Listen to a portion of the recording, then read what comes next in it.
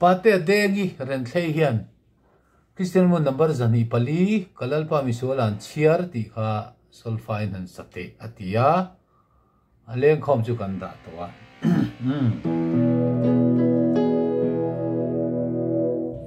kalalpa misolan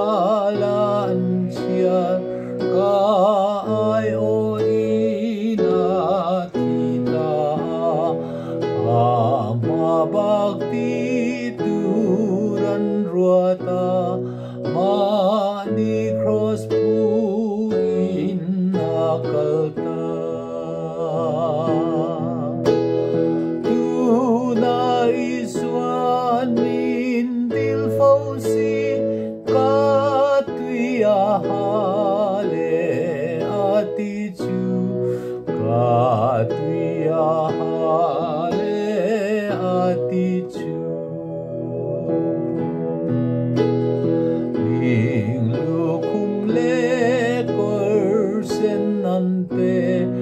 mel matenan kalpuita aming luruhun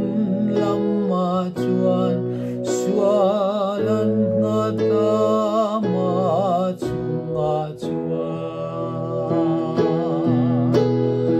una iswan min dil fausi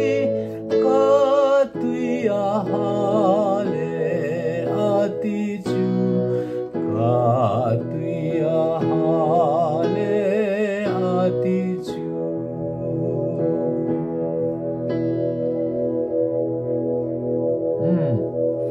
tikhani du tok phot mayang katiang khani har lawani a thuk chu